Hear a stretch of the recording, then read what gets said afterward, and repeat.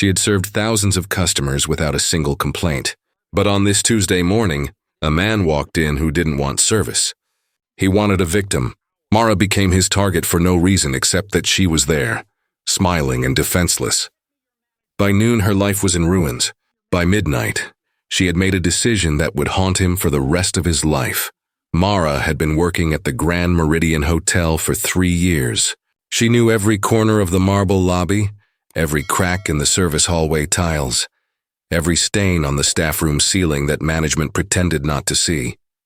She knew the weight of a full breakfast tray, the ache in her feet after a double shift, and the exact tone of voice guests used when they wanted to remind her she was beneath them. At 28, she had learned to make herself small, to smile through insults, to apologize for things that were not her fault. The job paid enough to cover rent for the tiny studio apartment she shared with her younger sister, Maya. It paid for Maya's community college textbooks and the medication their mother needed back in their hometown. It did not pay for dignity. That was something Mara had learned to live without. Every morning she tied her hair back, pinned her name tag to her uniform, and told herself the same thing. Just get through today. Just one more day. The hotel itself was beautiful in a cold, untouchable way. Crystal chandeliers hung from ceilings so high they seemed to touch the sky. The carpets were so thick that footsteps disappeared into silence. Everything gleamed. Everything was perfect. Everything except the people who cleaned it, served it, and kept it running.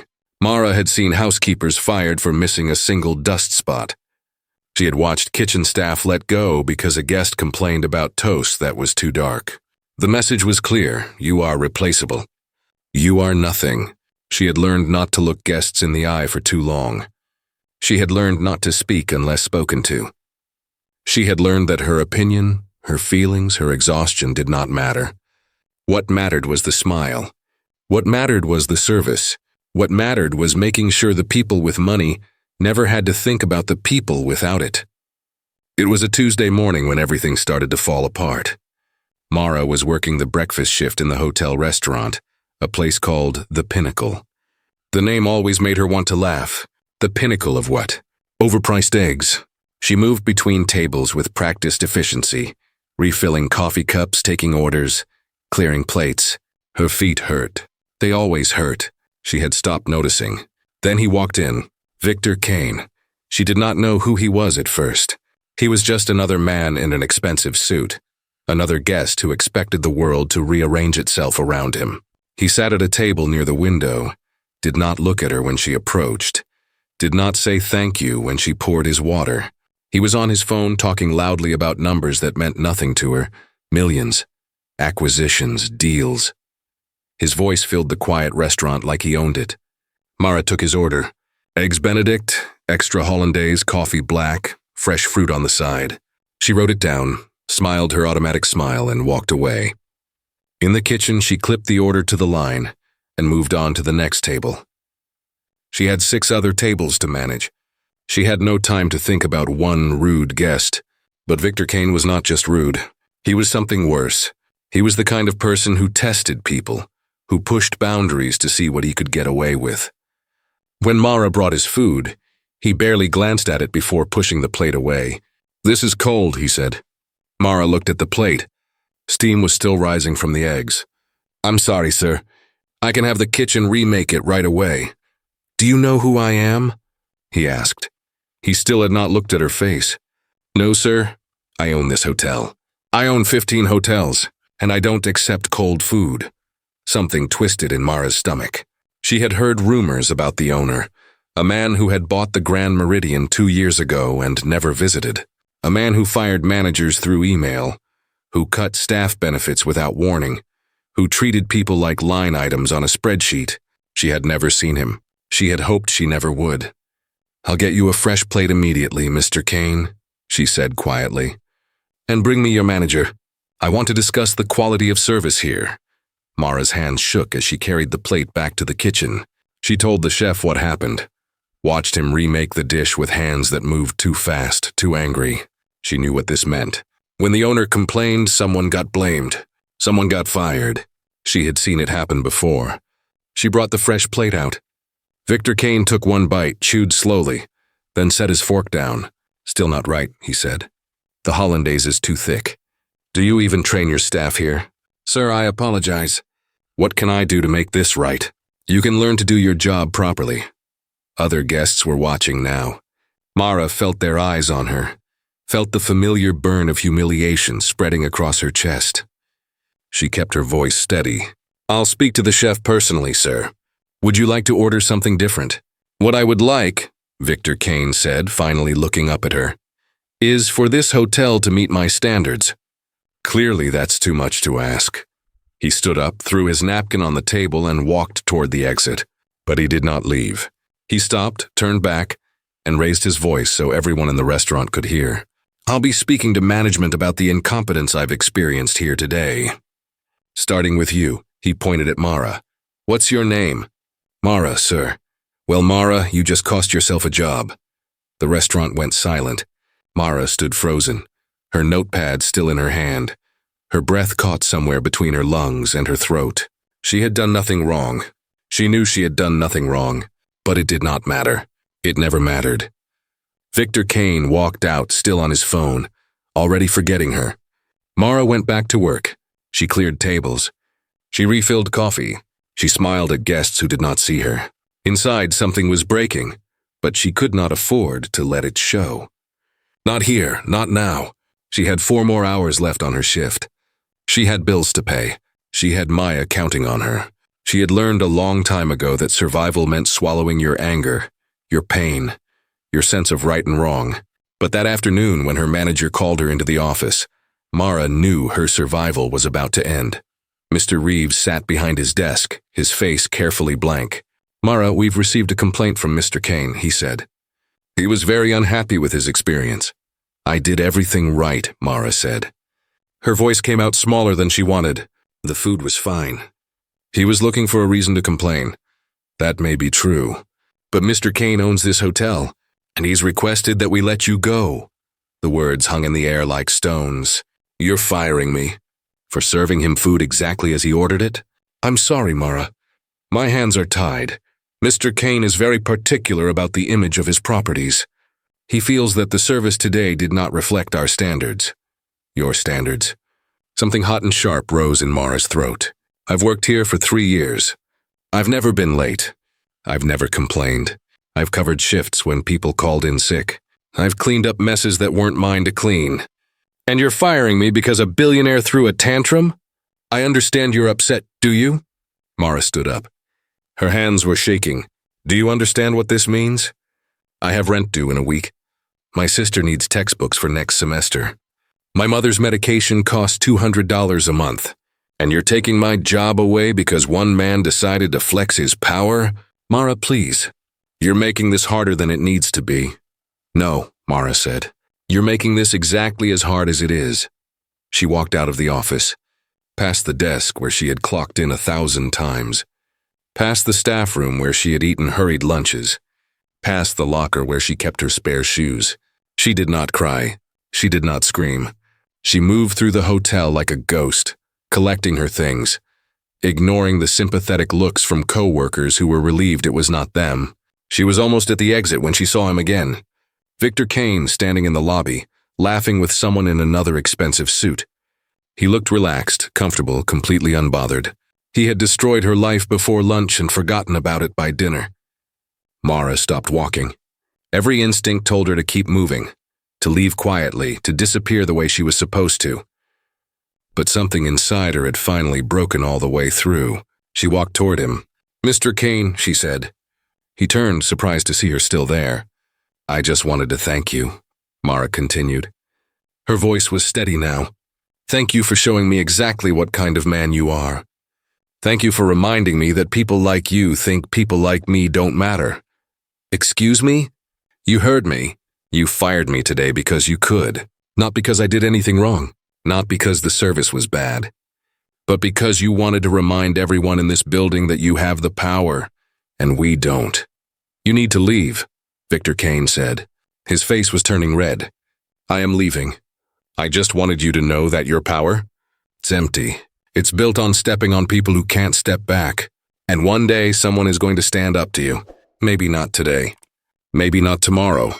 But someone will. And when they do, I hope you remember this moment. I hope you remember the waitress you threw away like garbage. 'Cause I'll remember you. I'll remember exactly what you are." Security was moving toward her now. Mara saw them coming. She turned and walked out the front doors into the bright afternoon sun, unemployed and terrified, and somehow, for the first time in 3 years, alive. The next 3 days were the worst of Mara's life. She applied to 12 restaurants, 4 hotels, and 2 catering companies. Every application asked for her most recent employer. Every interview ended the same way. The managers would nod, take notes, promise to call. Then they would check her references. Then silence. The hospitality industry in the city was smaller than people thought. Word traveled fast. She had been fired by Victor Kane himself. No one wanted to hire someone the billionaire had marked. Maya tried to help. She picked up extra shifts at the campus bookstore, came home with groceries she claimed were on sale, but Mara knew she had used her textbook money to buy. Their mother called from home, her voice weak and worried, asking if everything was okay. Mara lied. She had always been good at lying when it protected the people she loved. On the 4th day, Mara sat in her apartment staring at her bank account. She had enough for rent or Maya's tuition or their mother's medication. Not all 3. Never all 3. The walls felt like they were closing in. She had fought so hard to keep everything together, and one man had torn it all apart in 5 minutes because he was bored. Her phone rang. Unknown number. She almost did not answer. "Is this Mara Chen?" A woman's voice, professional but warm. "Yes. My name is Elena Voss. I'm an attorney. I'd like to speak with you about your termination from the Grand Meridian Hotel." Mara's stomach dropped. "I can't afford a lawsuit. I can barely afford food. I'm not asking you to pay me. I'm asking if you'll let me help you." They met at a coffee shop near Mara's apartment. Elena Voss was in her 50s, dressed in a sharp gray suit, with eyes that looked like they had seen every kind of injustice and refused to look away. She ordered 2 coffees and slid one across the table to Mara. "I've been watching Victor Kane for 2 years, Elena said. "He's built an empire by breaking people. He fires employees without cause, cuts corners on safety, violates labor laws, and hides behind lawyers and settlements. Most people are too afraid or too broke to fight back. That's what he counts on. So why are you talking to me? Because what he did to you was recorded. The restaurant has security cameras, audio and video. I've seen the footage. You did nothing wrong, Mara, nothing. He fired you for sport. That's illegal retaliation and wrongful termination, and I think we can prove it." Mara looked at her coffee, at the steam rising from the cup, at the reflection of the fluorescent lights on the dark surface. "Even if you're right, he has unlimited money for lawyers. I have nothing. You have the truth. And you have me. I work with a non-profit that takes on cases like this. We've beaten corporations before. We can beat Victor Kane." "Why?" Mara asked. "Why do you care about one waitress?" Elena was quiet for a moment. "Because 20 years ago, I was you.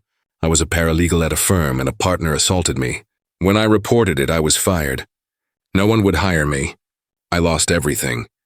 But I fought back and I won. Then I decided to spend the rest of my career making sure other people could fight back too. Victor Kane thinks he's untouchable. Let's prove him wrong." Mara wanted to believe her. She wanted to believe that someone like Victor Kane could face consequences. But belief was expensive and she had learned not to afford it. "What would I have to do?" she asked. "Fight, testify, tell your story." "It won't be easy. He'll try to intimidate you. He'll drag your name through the mud. He'll make you wish you had stayed quiet. But if you're willing to stand, I'll stand with you." Mara thought about Maya working double shifts to cover the gap Mara had left. She thought about her mother, rationing medication because they could not afford refills. She thought about every waitress, every housekeeper, every person who had been crushed under Victor Kane's heel and told to be grateful for the experience. "Okay," Mara said. "Let's do it." The lawsuit took 8 months. 8 months of depositions and document requests and legal motions that Mara barely understood. 8 months of living on Maya's income and borrowed money and the donated groceries from their church. 8 months of watching Elena work 18-hour days, building a case brick by brick, finding other employees Victor Kane had destroyed, collecting evidence of a pattern of abuse that stretched back years. Victor Kane's lawyers tried everything. They offered settlements with non-disclosure agreements. They dug into Mara's past, found a speeding ticket from when she was 19 and tried to paint her as reckless. They sent private investigators to follow her, to photograph her, to find anything they could use. But Mara had lived a careful life. She had no scandals, no secrets. She had only worked and survived and tried to be good. The trial was set for March. 2 weeks before, Elena called Mara with news. Victor Kane wants to meet in person. At the Grand Meridian. Why? He wants to settle. Privately, he'll make you an offer. I thought you said we should fight. We should. But I wanted you to hear him out. This is your case, Mara, your choice. Whatever you decide, I support you. Mara agreed to the meeting. She put on the only professional clothes she owned. A black dress she had worn to job interviews that went nowhere. She walked into the Grand Meridian for the first time since Victor Kane had fired her. The lobby looked the same. The chandeliers still gleamed. The carpet still swallowed sound. But Mara was different now. She was not afraid anymore. Victor Kane was waiting in a private conference room. He stood when she entered, extended his hand. She did not take it. Mara, thank you for coming. Let's skip the pleasantries. What do you want? He smiled like she had impressed him. Direct, I like that. Here's my offer. $500,000. You drop the lawsuit. You sign a non-disclosure agreement. You walk away. Everyone wins. $500,000. More money than Mara had earned in her entire life. Enough to pay for Maya's degree, their mother's medication for years. A safety net Mara had never had. Enough to make all the pain, all the fear, all the sleepless nights worth it. No, Mara said. Victor Kane blinked. Excuse me? I said no. Mara, be reasonable. You're broke. You're unemployed. This money could change your life. You're right. It could, but taking it would mean letting you win. It would mean letting you keep doing this to other people. It would mean teaching my sister that powerful men can buy their way out of consequences. And I won't do that. Not for 500,000. Not for 5 million. You're making a mistake. Maybe, but it's my mistake to make. See you in court, Mr. Kane. She walked out, her heart pounding so hard she thought it might break through her ribs. Elena was waiting in the lobby. You turned it down? Elena asked. I turned it down. Elena smiled. Good, because I've been saving something for trial. Victor Kane has fired 43 employees in the last 3 years under similar circumstances. I found them. I interviewed them. And 12 of them are willing to testify. This isn't just about you anymore, Mara. This is about all of them. This is about showing the world what he really is. The trial lasted 2 weeks. Mara testified for 3 hours, telling her story clearly and calmly, while Victor Kane's lawyers tried to break her. They could not. She had been broken before. She knew what it felt like. This was not that. This was something else. This was strength. The jury deliberated for 6 hours. When they came back, the 4 women stood and read the verdict. Wrongful termination, liable. Emotional distress, liable. Punitive damages, awarded. The total came to $3.2 million. But more than the money, more than the victory, was the look on Victor Kane's face when he realized he had lost. The story hit the news that evening. Billionaire hotel owner loses wrongful termination case. The details spilled out. The pattern of abuse. The other victims. The culture of fear Victor Kane had created. Within a week, 2 major hotel chains canceled contracts with his company. Within a month, investors pulled out. Within 3 months, Victor Kane was forced to sell the Grand Meridian and 4 other properties to cover legal costs and settlements with other former employees who suddenly found the courage to sue. Mara used the money to pay for Maya's degree, their mother's treatment, and to start a foundation with Elena. They called it Second Chance, and it helped workers who had been wrongfully terminated find lawyers, support, and justice.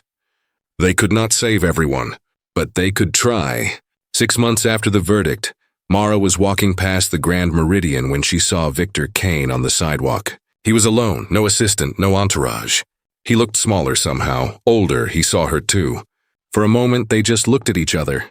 Then Victor Kane did something Mara never expected. He nodded, not an apology, not exactly respect, but acknowledgement. She had stood up. She had fought back. She had won. Mara nodded back and kept walking. She had learned something through all of this. Power was not about money or control or making people afraid.